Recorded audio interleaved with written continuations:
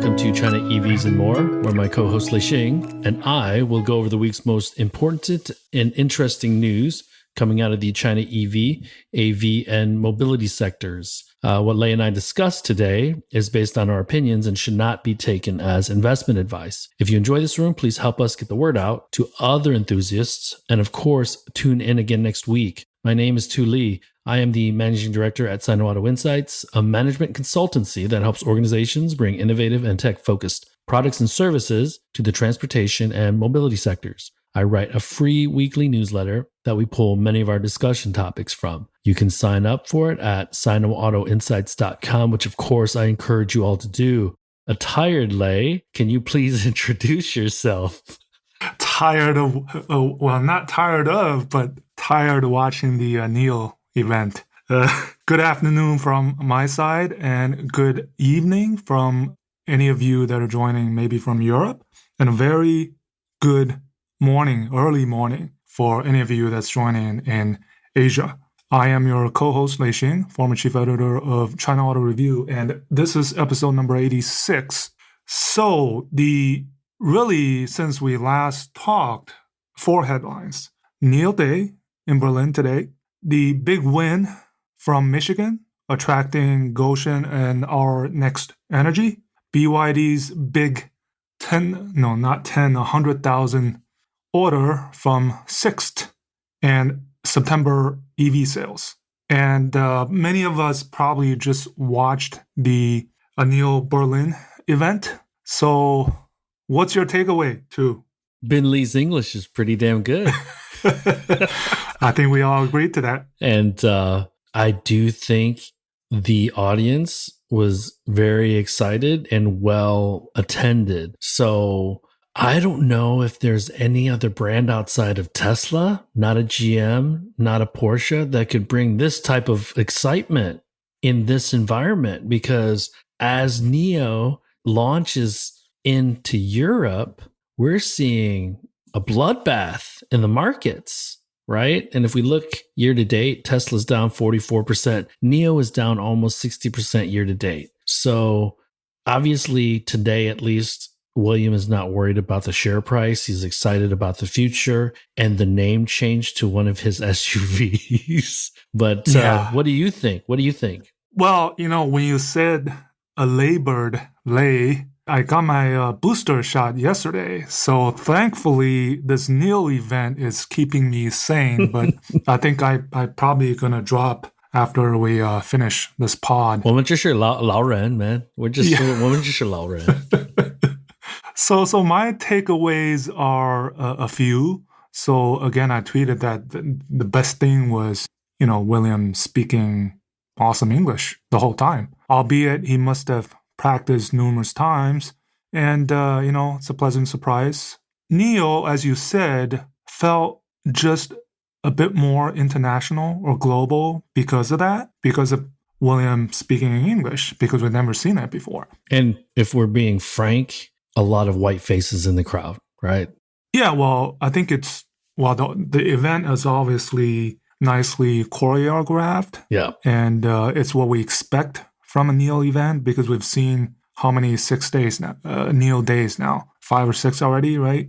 And the other takeaway is I felt personally that NIO, and many people as well, NIO is the best smart EV brand from China that doesn't feel like a Chinese brand. Do you agree? I do. I think that near bankruptcy, that they used all that capital to bring in and focus on branding, customer experience, and design is really paying off right now. And it doesn't feel, and you and I spent years in China, right? It doesn't feel at all like, I can't think of one thing as I was watching that says, oh man, that seems very Chinese, because you and I always kind of think, okay, there's always something Chinese about X, Y, and Z, right? So I think the NIO branding is the best thing after the Next EV. How it's short, how if you say it in English, it's easy to pronounce, and it means new. So, I mean, itself right there. was a good start. And the other takeaways, I guess, in the first hour or so, for those of us that have followed NIO for a significant number of time, since day one, basically. Right, there wasn't much new, right? It was all about the branding, the whatever, the design, educating on subscription a little bit. Yeah. So I think everybody was looking forward to the pricing and how they would market it.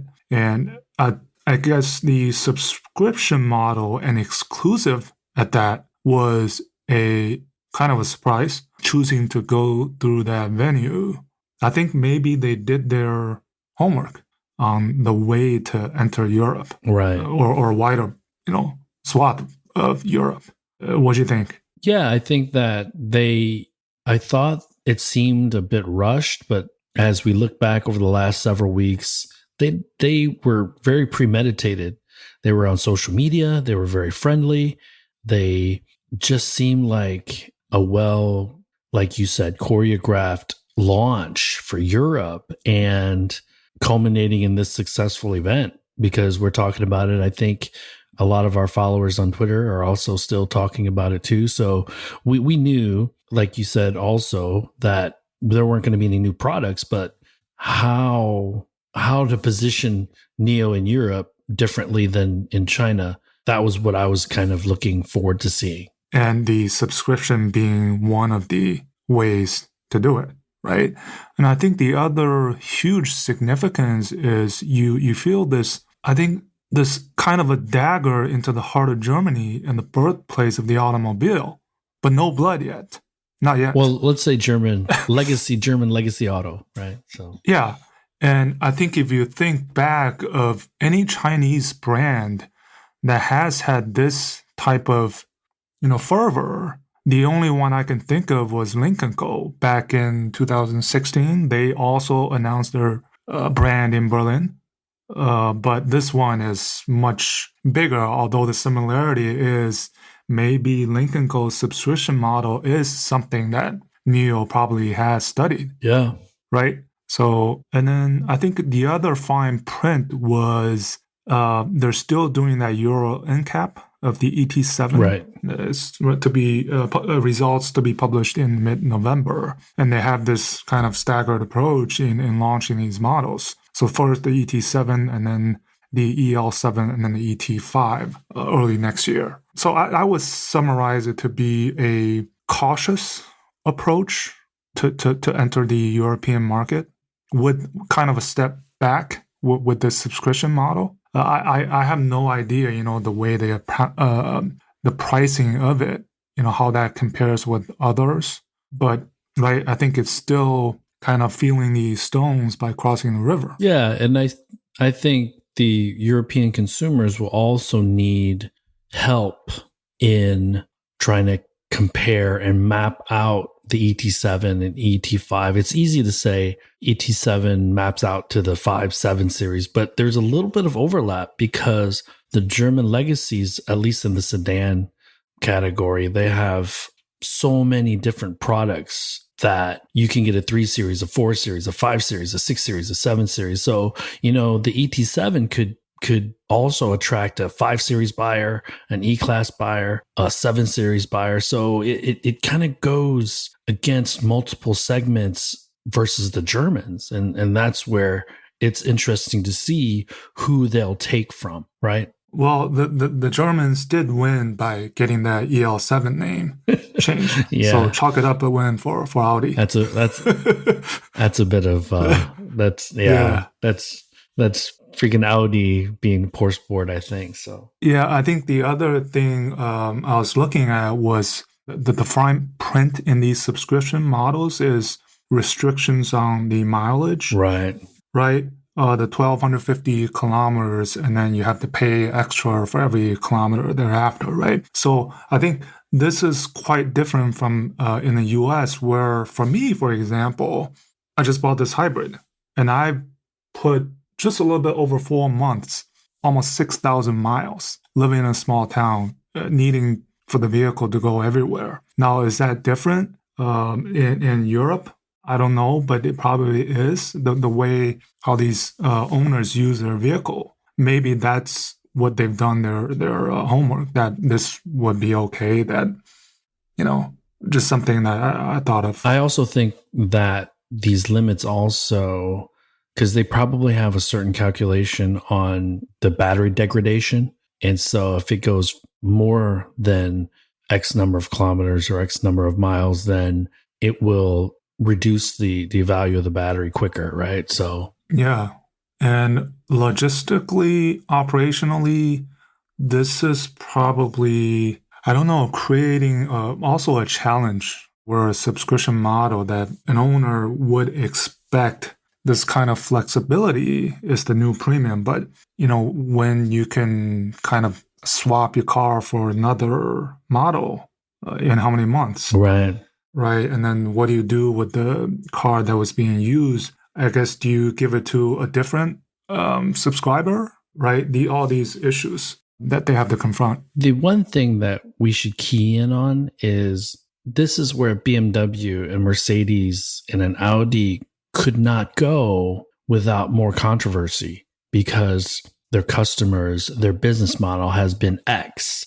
And for them to introduce this, it would be a shock to the system for the traditionalists. But a NIO who's coming in and really pushing the envelope of being innovative, technology forward, bringing this subscription model is more of a pleasant surprise than it would be a burdensome thing that need to be explained if you were a BMW or an Audi or a Mercedes, right? So I think really focusing, and because there's no baggage of history in Europe for NIO, they're allowed to do these new things and try these new things, right? Yeah. And Volvo, I guess, is probably the only European brand that has any significant presence in the subscription business with the Care by Volvo, right? I think it's also available here in the US. I think the other company that does okay is Porsche in the US with a subscription model. Right. And this Ralph Kranz, he worked at Volvo for many years, the general manager of NIO Germany. So there's some experience. And Lincoln Co., they've had some success doing the subscription model. This is Blue Ocean. And let's be clear, this is Blue Ocean. It could be a great idea and it could be not so good of an idea, but they're out there, they're trying something. And I think you should applaud them for that. That's the spirit, I think. Yeah.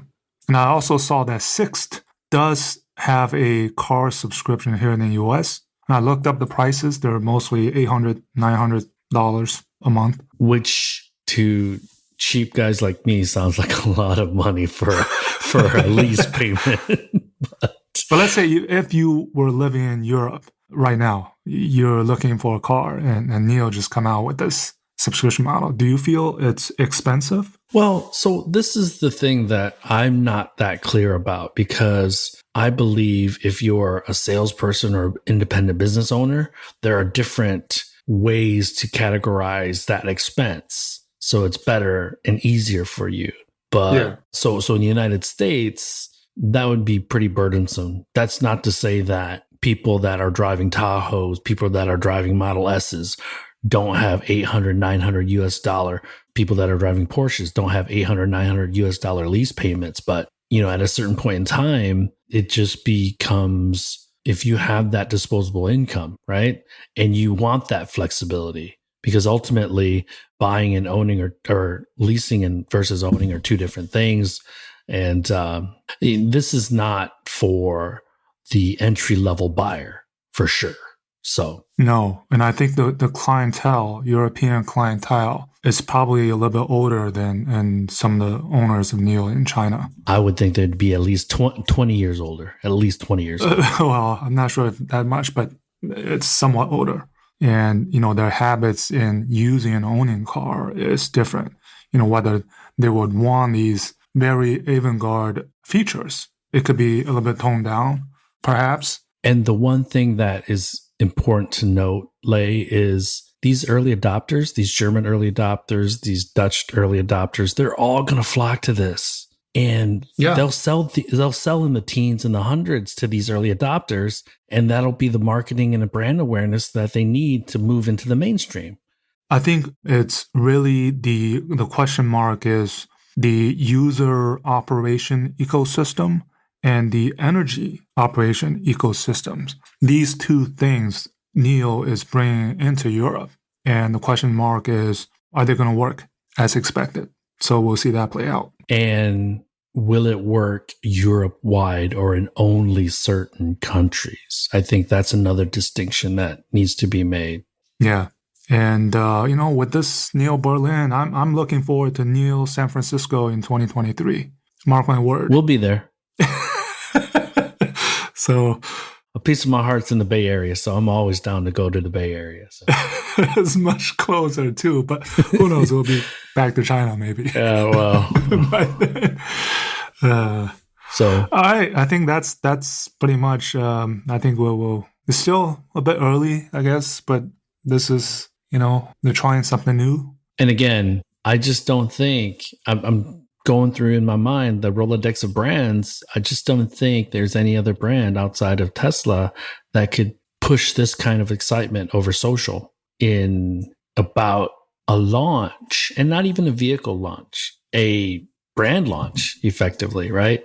So kudos to them, the team that put it together, the 700 strong that's already in Europe for NIO. Did a fantastic job. And I know that you and I know a handful of people from the China team that are over there helping out.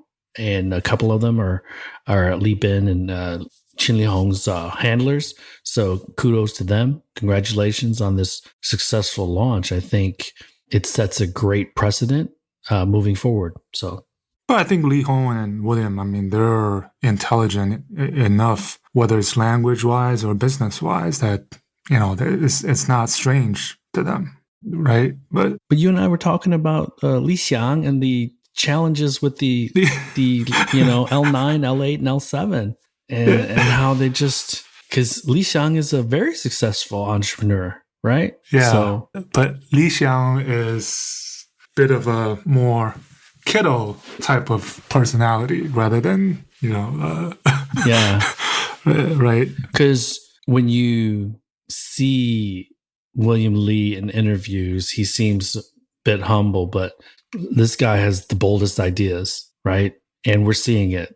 And we saw it today. So I would expect more bold ideas, more innovations, more risk-taking, calculated risk-taking, because do you see a Wang Chuanfu or even just a BYD doing an event like this, right? Because BYD, maybe we can move on to BYD a little bit. Okay, it's a different animal because they are positioning-wise, they're more of a mass brand type of. Although, but they're not. The town and the right, yeah, the 72,000 euros doesn't put them at that mass brand level. So to me, that deserved a formal launch.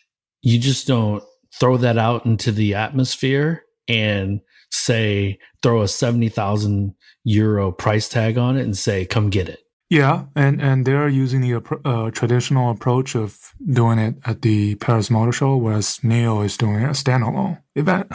Right. So that's a difference there. And then the other one is similar to NIO, this trial, kind of a trial balloon, as you would always say, with the Sixt deal. It's another way to kind of get the brand and the cars out there without you owning them.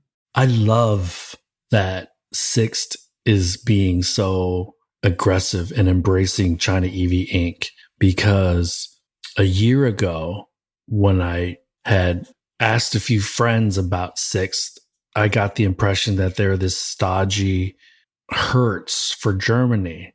But man, they're going after it. They have NIO, they have BYD. So kudos to them. And they're launching autonomous robotaxi pilot with NIO. Yep. Yeah. I was just about to mention that. Yep. Mobileye, right, in Munich. Yep. Yeah. And so BYD, it's right. You have Hertz, you have Sixt, you have Tesla, you have BYD. It's right. Just another way to get your brand out there for people to experience. And it's also 100,000 units. That takes some of the capacity burden off sort of, I guess. Well, that's 100,000 with a big asterisk, right? So A big asterisk, right? Thousands supposedly to be delivered in Q4, but that's over a number of years. So it's not going to happen in 1 year. And this is my question to you, Lei, because with BYD and the Atto going mass market at 36,000 euro, and then the Han and the Ta going upmarket premium, I can't say luxury, I'll say premium at 72,000 euro. Branding needs to be really, really tight. And the partnership between BYD and Sixt needs to be really, really skin tight, or else because BYD is a new brand in Europe, it's going to confuse the hell out of the European consumer. So you haven't heard anything whether BYD is going to go through subscription as well. I don't think we've heard that. I've not heard that. Right. It seems that it's just the Sixt rental play and also the that you buy it individually play. But we have our moles, so maybe that's our homework this weekend. Find out. And that's BYD's homework as well, I guess, after this event. Because remember, they're going to bring, and I'm referring to China EV Inc., they're going to bring their quick reaction and quick updates to the European market as well. So you're going to see European car makers get whiplash. And whether it's overkill because the European consumer might not be as receptive to quick changes in pricing and in features, we'll see, you know? And the wild card is the energy prices. What's that going to do to the EV sector? But I think it's going to be interesting to see because the hard restrictions that the EU has committed to is really going to force more EV adoption across the region. And yes, the pricing is going to be a pretty large hiccup for 2023, but the long-term outlook is we have a cliff for EV adopt or a cliff for petrol use, and we need to quickly bring that around. And the car makers are going to be responsible for that, right? So, yeah, and I think for the legacies, I mean, yeah, they must be. I mean, to lose to BYD on the Sixt is kind of a right. Well, that's the thing, because to me, and you and I'll admit to you, I haven't done a ton of research or asked anybody about why Volkswagen or the legacies didn't partner with Sixt. But my intuition tells me that the Volkswagens, the Beamers, and all these German legacies were like, it's this brand that's not doing anything, and it'll tarnish what we've accomplished, right? Whereas the Chinese EV companies are like, yeah, let's bring this on. Let's do this. We need a name partner, and we'll bring them with us. We'll pull them ahead with us and their reputation. Whereas the German legacies were probably like, oh yeah, we don't want to be associated with Sixt. Yeah, I mean, they are, but just not at the scale and kind of the exposure as. Yeah, not as a co-branded opportunity or business. So, I mean, there's only three, right? Tesla, Polestar, and now GM with Hertz and BYD that are. Yeah, 2023 in Europe is going to be extremely interesting because I think we'll see a bit of leveling off at the beginning of the year for the China market so that China EV Inc. can focus a bit more on exports to Europe as the brands become more established, create more awareness, and really mate with the competitors in the market there.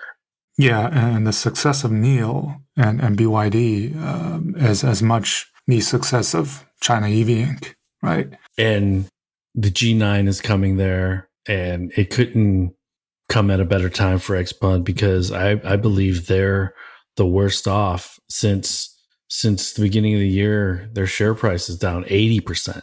So, and Right. And then if we move on to the September EV sales charts, the wildest players are in fact Xpeng and Li Auto in terms of consistency. They're the most wild. Yes, Right? yes. Xpeng falling for the third straight month, and Li Auto just thankfully with the L9 somehow. And you and I made this commitment to the audience, right? We're going to praise when it's appropriate, but also criticize when necessary. And we've congratulated NIO on the successful Berlin launch, but their numbers need to show up in the next couple of months. And as we always say, the ones that are at the top are the most dangerous. So this is where you could set your watch to it. BYD is just crushing it. Oh my God. Yeah. And it's so let me congratulate them. They got over 201,000 combined sales for PHEVs and EVs. First time ever. For 6 months straight, they've been growing their sales. And I don't see any, at least in China. I think they still have some challenges in Australia. And I think they're going to sort out their supply strategy into Europe over the next couple of months. So, and they did put out a number. I think it was over 7,700 units exported in September, with the Atto 3 accounting for the majority, right? So Australia, and then pretty soon, these into the European markets. So not sales, but only export. So yeah, I'm hoping that they can sort out with their partner or find a new partner in Australia, because I don't know if the current partner is able to handle BYD. So basically, outlook for September is you got BYD with 200,000. You got maybe Tesla is closing in on 100,000. We don't know the numbers. They're probably going to come out this weekend. And then the rest of these that have published numbers, they're over 100,000. So this is well over 400,000 just by these players. And then you put the rest, make it to close to 700,000 in September. Absolutely insane. During a COVID lockdown, supply chain challenged quarter. Yeah. And then full year, as I tweeted, 28 million total autos, 7 million, roughly 7 million NEVs, including exports. That's the picture. 7 million. Oh man, 7 million. So, and thank BYD and thank Tesla for a big percentage of that 7 million. Because the NIOs, the Li Autos, we talk about them a lot, but the numbers don't. I mean, their volumes are fairly insignificant. It's that $7 million 7 million denominator. So yeah, not consistently growing enough to be like a BYD or a Tesla. So, and this shows that we're seeing operational issues from the startups. We're still calling them startups, but they're all at least 6-7 years old. Operational issues. We're seeing positioning issues. We're seeing product planning issues, supply chain issues. And so this is all a part of being a startup. You have these growing pains whereas BYD and for Tesla, at least on the production side, right? They're able to just churn out cars, ho hum, without any real issues. With Tesla, it's going to be a demand issue. We're already seeing that. So they by the way, they didn't have any price cuts, but they did offer this 7,000 RMB, which is $1,000 insurance savings for the National Day holiday week, and also like zero down, financing, these type of things, kind of to push. And you and I know that in the terms of traditional auto, even if you don't reduce the price, but we'll put in quotes, money on the hood some other way, basically incentivizing without reducing the MSRP or the price, you're still reducing the overall total cost of ownership for the consumer. So you're incentivizing them even further, right? Well, if anybody, it's going to be Tesla that's going to pull out this price slash play interplay. I think they have to. Yeah.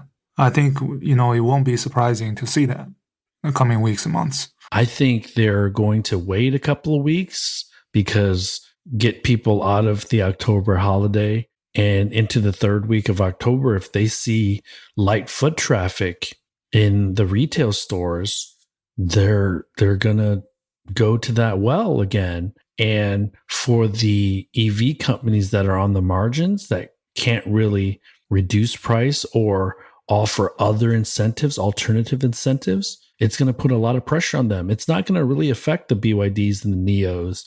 It might affect an XPeng, and it might affect a Li Auto, who are having challenges with old product in the market. It's the same challenge that Tesla has. So in China. So last topic, I know we're at the 40-minute mark, but back home, I mean, this, I think to Michigan, I think you're a Michigander almost. Well, you are. So I am. I mean, it's special for you, I think, to see, and for the Chinese, as you say, hell or highway, the Chinese are coming, and they're coming. Yeah. With the Gotion and also really, having talked to Mujib with our Next Energy, I think up until that visit that we had, I didn't really think of them as being the next significant player until this huge announcement. Boom. Right? So, and he was quoted in the Wall Street Journal article that I linked to in this week's newsletter, what effectively he said to us in the meeting. There were a lot of OEMs prior to the Inflation Reduction Act or the IRA that were kicking the tires. And in automotive sales terms, that means people that come in, look at cars, but don't buy. That means they're just going and kicking the tires.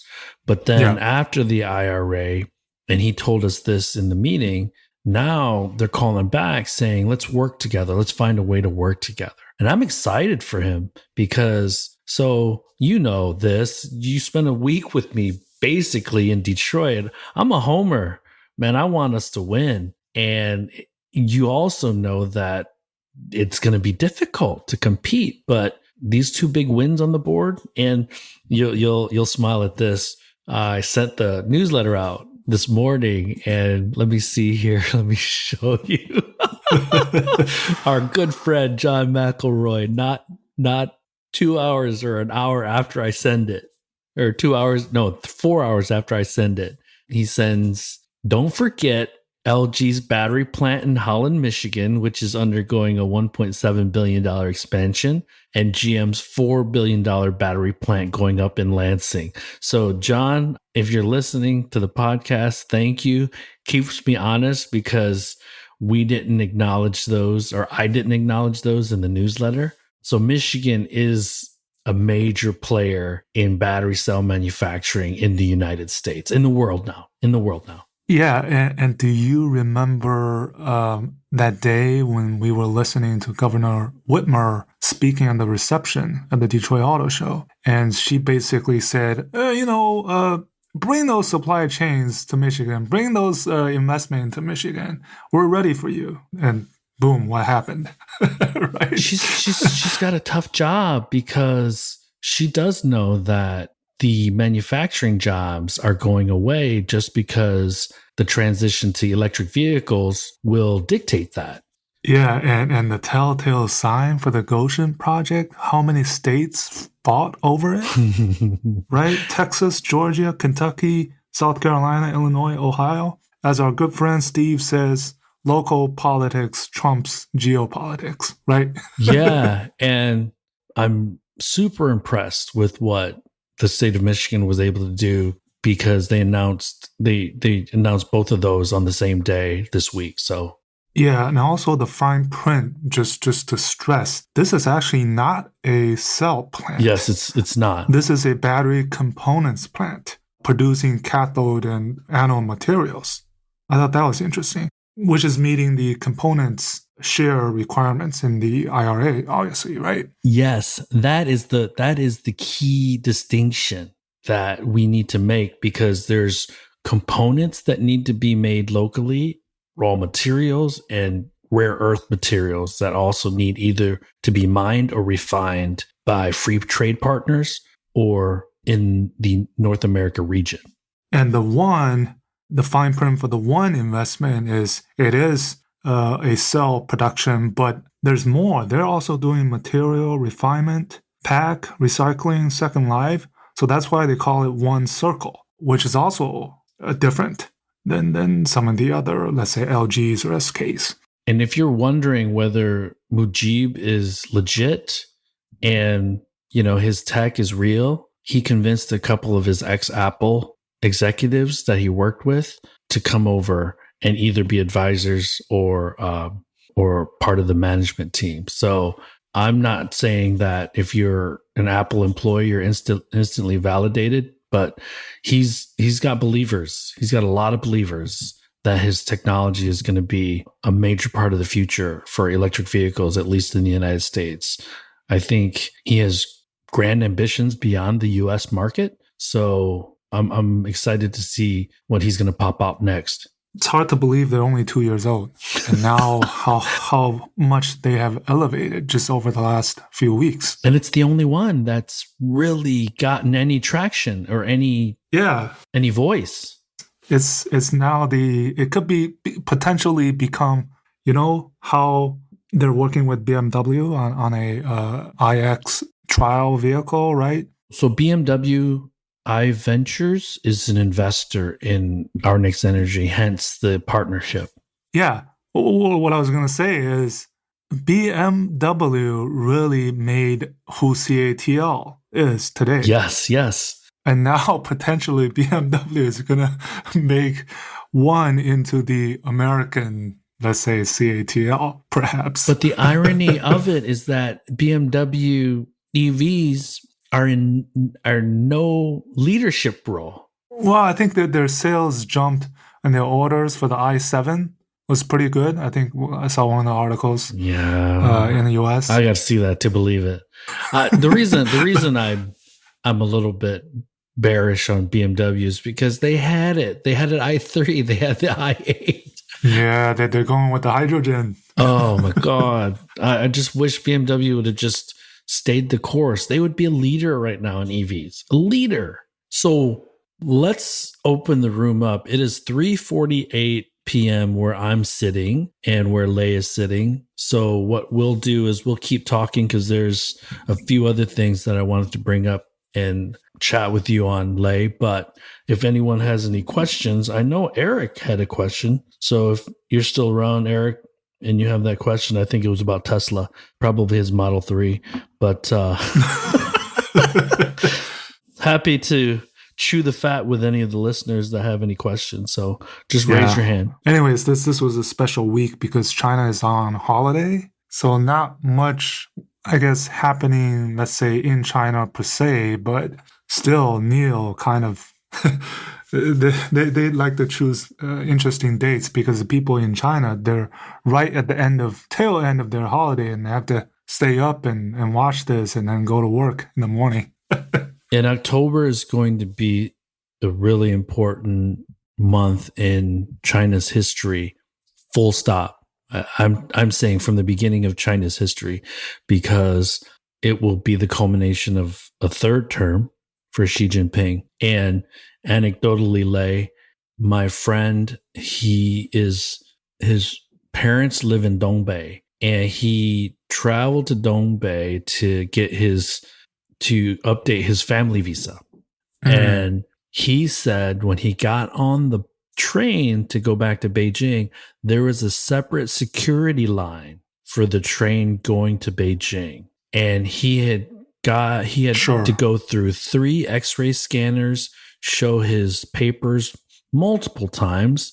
So, getting into Beijing right now, if you're an out-of-towner, I'm just saying out of town in China, within China, is going to be really, really, really difficult. Not impossible, but there's going to be a lot of scrutiny until at least a week or two after the 16th.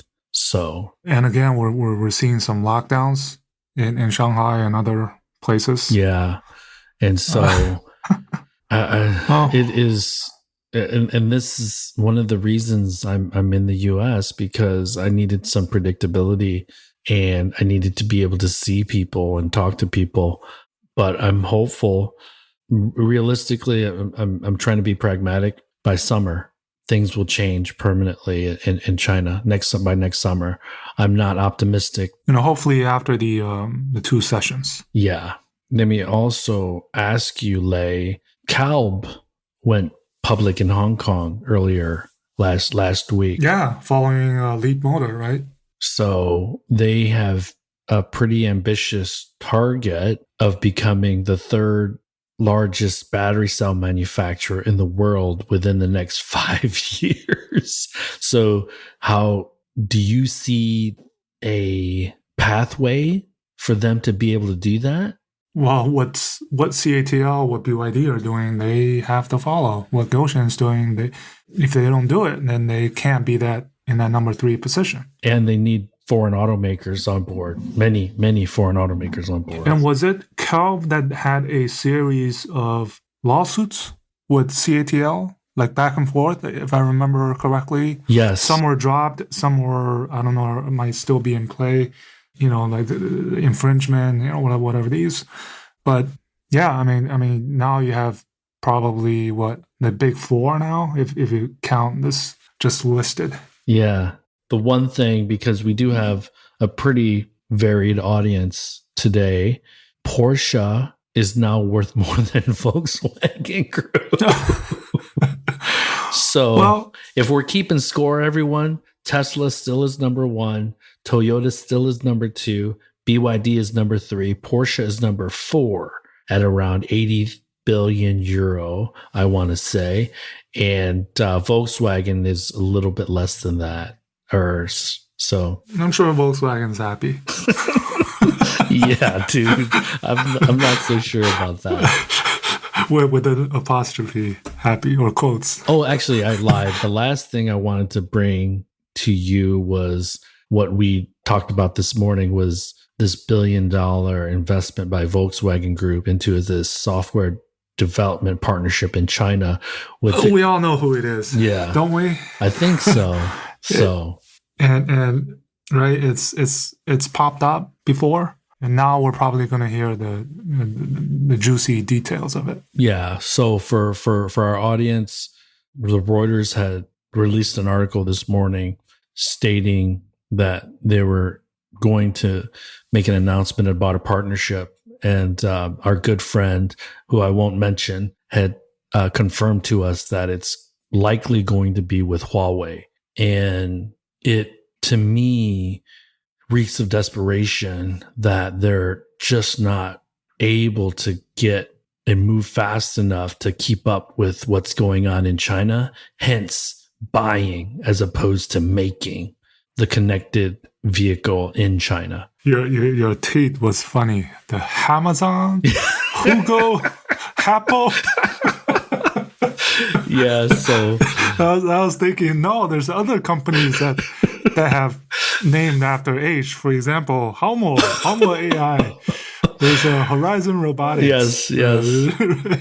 And it actually complicates their global hardware software stack quite a bit. So again, this emphasizes how important the China market is to the Volkswagen Group. Bottom line. So, and interesting that they're moving Skoda production to Vietnam. Do you see that? Yeah, I saw that. We need another reason to go to Vietnam, dude. Another reason to go to. I'm saying in 2023, we're taking a trip to Vietnam, buddy. And I'll teach you a couple of.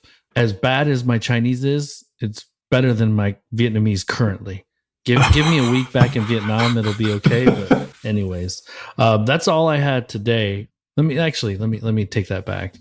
The couple of things that I think, cobalt mining is back in the U.S. I'd written this in the newsletter. Starting today, there's a mining company that's going to be mining for cobalt in Idaho. I think you're going to see these announcements, including the one with One doing some of the bringing some of the supply chain back domestically. That's what they want. Yep. But again, that one factory, the 20 gigawatt hours, won't be online until full capacity at least. I think until at least 2026. Yeah. Is that correct? As you said, 30 months, 36 months to kind of ramp it up. So, And I believe that they are looking at a second location. Maybe not in Michigan. So I think he did mention that yeah, in our visit. I don't know if we were supposed to say anything, but the cat's out of the bag, and it's probably an obvious thing, anyways. The final thing that I wanted to mention is that the state of New York has announced that they will be banning the sale of petrol vehicles by 2035, following in the footsteps of California. So we are starting to see now in the U.S. two of the largest states for vehicle sales putting bookends on petrol vehicle sales. Yeah. So it's happening. It's happening. And Toyota is not happy. Right? Yeah. And normally when California and New York make a change in automotive policy, there's at least another 10 or 12 states that will follow their lead. Massachusetts will likely follow. So for our American listeners, ready or not, here they come. And what we're hoping for is that the American legacy automakers really, really hit doubles and triples with their vehicle launches. And we're going to need to see Chinese EVs come to the United States in order to fill out all of the different market segments in order to really satisfy these restrictions that are coming up very, very quickly.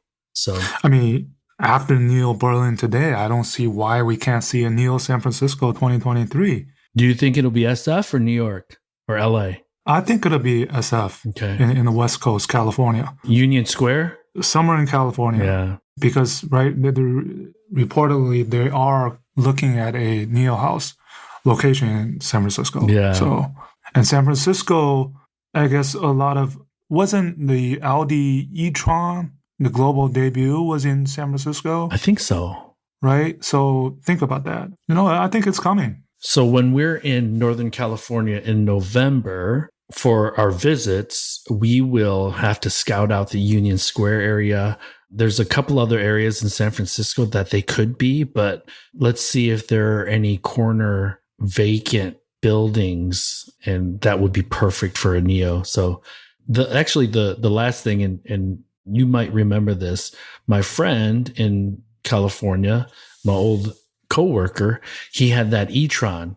He sold his e-tron back to the dealer for $60,000. So he basically leased it for free. Yeah. And now he is driving a blue Rivian R1T. So he loves it. Good for him. He said the interiors are almost as good as Audi, which he was really impressed by. And remember, this guy knows his car stuff. And so next time I'm in California, likely at the end of this month, I'm going to be getting a ride in that, or I'm going to drive that R1T. It is cool, man. I saw it last year. And I'm also going to get a chance to drive a 356B convertible that he has parked in his garage. So I'm looking forward to it. So anyways, that's all I have. Unless anyone has any final questions, maybe we can close the room. Yeah, just the housekeeping. So still another busy week. So actually tomorrow, the Neutron NV finally, I think, launches. Yep. Right? So it's been some time since we last talked about Neutron.